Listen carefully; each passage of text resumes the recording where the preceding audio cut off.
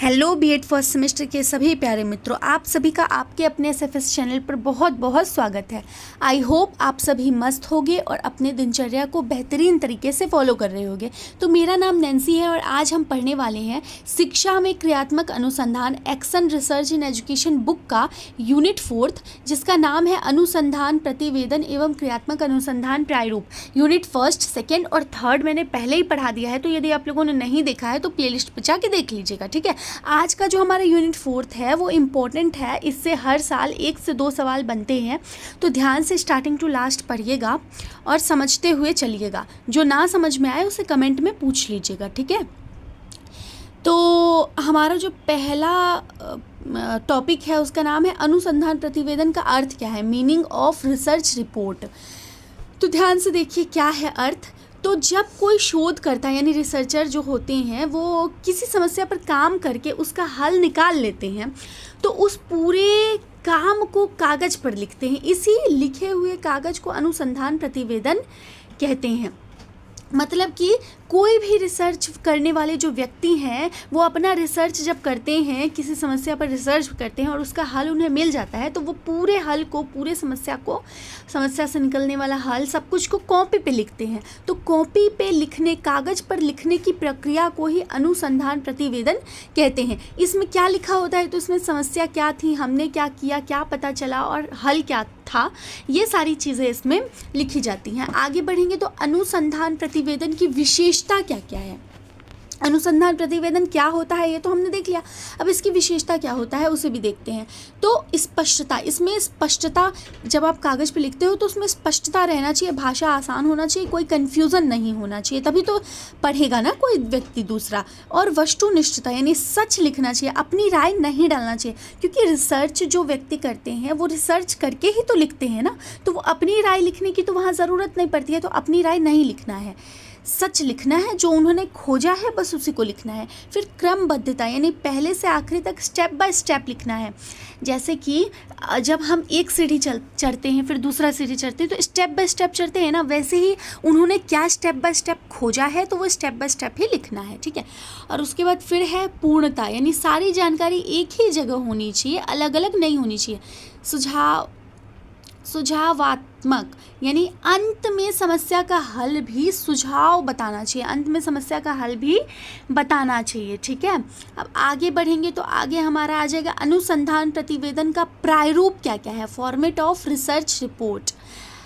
अब ये बहुत इम्पोर्टेंट होता है, एक बात हमेशा ध्यान रखिएगा, ये बहुत इम्पोर्टेंट टॉपिक है, तो इसको एकदम ध्यान से देखिए और याद कर लीजिएगा, बहुत बढ़िया से कॉपी में लिख के याद कर लीजिएगा, ठीक है। तो अनुसंधान प्रतिवेदन का प्रारूप क्या है, हिंदी में 11 भाग इसके होते हैं, 11 भाग। अब देखते हैं 11 कौन कौन सा भाग है। पहला शीर्षक, समस्या का नाम हमें लिखना होता है। दूसरा प्रस्तावना, विषय का परिचय देना होता है। फिर समस्या कथन, समस्या एक लाइन में बताना होता है। जैसे हम लोग सब्जेक्ट लिखते हैं ना, एप्लीकेशन लिखते होंगे तो उस पर सब्जेक्ट लिखते होंगे, तो वैसे ही समस्या कथन एक लाइन में पहले बताना है। फिर उद्देश्य, हम क्या जानना चाहते हैं वो बताना है। फिर परिकल्पना, हमारा पहले से अनुमान क्या है, जैसे किसी टॉपिक पे आप रिसर्च करने जाते हो तो उस पर पहले से आपका अनुमान कुछ ना कुछ रहता है ना, तो वही चीज़ बताना है। फिर महत्व, ये शोध क्यों ज़रूरी है। फिर ये जो सुधार है ये क्यों ज़रूरी है। फिर विधि, हमने डाटा कैसे इकट्ठा किया, जो सुधार करने के लिए डाटा है उसको कैसे इकट्ठा किया। फिर आंकड़ित तथा विश्लेषण बताना है। टेबल क्या है, ग्राफ क्या है। फिर निष्कर्ष, हमें क्या मिला ये बताना है। फिर सुझाव बताना है कि समस्या का समाधान किस प्रकार से मैंने किया, ठीक है। 11वां लास्ट है, संदर्भ ग्रंथ हमने कहाँ से पढ़ा, ठीक है। इतना करने के बाद फिर जब हम आगे बढ़ेंगे तो आगे हमारा आएगा क्रियात्मक अनुसंधान का अर्थ, जो कि हमारा बुक का नाम है, उसमें से क्रियात्मक अनुसंधान का अर्थ क्या है। क्रियात्मक अनुसंधान के बारे में मैंने पहले भी आप लोगों को पढ़ाया है, तो यदि आप लोगों ने नहीं देखा है, मे बी यूनिट 2 में था, तो यदि आप लोगों ने नहीं देखा है तो जाके पढ़ लेना, ठीक है। अभी इसमें हम देख लेते हैं क्रियात्मक अनुसंधान का अर्थ क्या है। तो कक्षा में रोज होने वाली छोटी समस्या को टीचर खुद हल करता है, उसे क्रियात्मक अनुसंधान कहते हैं। देखिए, कक्षा में, किसी क्लास में जो कोई टीचर है ना वो खुद ही समस्या को हल करता है। जैसे कोई बच्चा है तो बच्चा क्या गलती कर रहा है, क्या नहीं गलती कर रहा है, तो वो खुद ही उस चीज़ को हल कर देता है। तो उसी प्रक्रिया को क्रियात्मक अनुसंधान कहते हैं। उदाहरण, बच्चे होमवर्क नहीं करते, टीचर कारण ढूंढते हैं, नया तरीका अपनाएं, चेक करें। इसे कुर्ट लेविन ने शुरू किया। अब देखिए, जैसे बच्चे होमवर्क नहीं करते तो इस समस्या का समाधान टीचर खुद करेगा। टीचर कारण ढूंढेगा, सबसे पहले नया तरीका अपनाएगा कि कैसे वो होमवर्क करे, फिर चेक करेगा वो होमवर्क कर रहा है कि नहीं। इसे कुर्ट लेविन ने सबसे पहले शुरू किया था। ठीक है।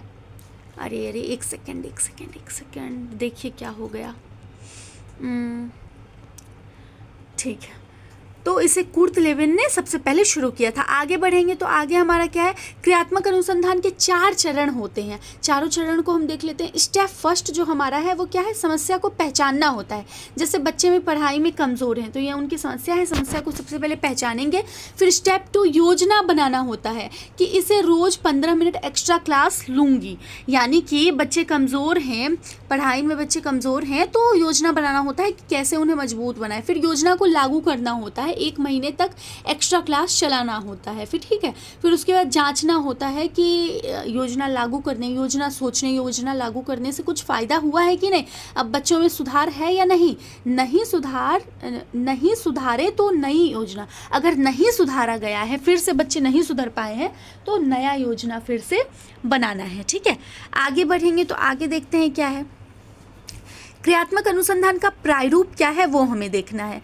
तो फॉर्मेट क्या क्या है, तो सबसे पहला फॉर्मेट हो जाएगा समस्या का शीर्षक क्या है उसे देखेंगे। फिर समस्या का परिचय बताएंगे, समस्या के कारण, उद्देश्य, कार्य योजना, योजना का क्रियान्वयन, परिणाम, निष्कर्ष, सुझाव। ठीक है, इतना करने के बाद हम आगे बढ़ेंगे तो आगे हमारा आएगा सामान्य vs क्रियात्मक अनुसंधान, और यानी कि सामान्य अनुसंधान और क्रियात्मक अनुसंधान के बीच में अंतर देख लेते हैं। तो सामान्य अनुसंधान जो होता है वो बड़ा होता है, बिग होता है, पर क्रियात्मक अनुसंधान छोटा होता है। सामान्य अनुसंधान सिद्धांत बनाता है और जो क्रियात्मक अनुसंधान है वो समस्या का हल ढूंढता है। सामान्य अनुसंधान बाहर का व्यक्ति जो है वो ढूंढता है और क्रियात्मक अनुसंधान स्वयं टीचर ढूंढते हैं। ठीक है, आगे बढ़ेंगे तो आगे अब आपका इन द लास्ट मैं कुछ रिवीजन के लिए 5 क्वेश्चंस आप लोगों को प्रोवाइड करवा रही हूँ। आप लोग इस क्वेश्चन को करोगे और उसके बाद जो भी नहीं आएगा वो कमेंट में पूछोगे। ओके, क्वेश्चन एक बार देख लीजिए, जो मैं पढ़ाई हूँ उसी में से, क्योंकि आपके सिलेबस में, आपके यूनिट 4 में इतना ही इम्पोर्टेंट टॉपिक है ही, तो ध्यान से बस इतना भी पढ़ लोगे तो आपका एग्जाम में बहुत अच्छा नंबर आ जाएगा। ओके, तो पहला जो हमारा टॉपिक है उसका पहला जो क्वेश्चन है उसका नाम है अनुसंधान प्रतिवेदन के 11 भाग लिखिए, क्रियात्मक अनुसंधान के 4 चरण समझाइए, क्रियात्मक अनुसंधान की 3 विशेषता लिखिए, सामान्य और क्रियात्मक अनुसंधान में अंतर, क्रियात्मक अनुसंधान का उदाहरण देकर अर्थ लिखिए। ठीक है, तो ये 5 क्वेश्चंस है, करिएगा। यदि ना समझ में आए कमेंट में पूछ लीजिएगा। ठीक है, और कुछ भी समस्या कहीं पे भी हो तो तुरंत कमेंट कीजिए, मैं आपके हर सवाल का जवाब इंस्टेंट दूंगी, तो बिना किसी समस्या के तुरंत कमेंट कर दीजिएगा। ठीक है, और यदि आपको PDF फॉर्म में ये चाहिए, वैसे तो ये खुद ही PDF फॉर्म में है, बट स्टिल अगर आपको चाहिए तो आप टेलीग्राम पे हमसे मांग सकते हो, मैं आपको प्रोवाइड करवा दूँगी। ठीक है, मिलते हैं नेक्स्ट वीडियो में, बाय बाय।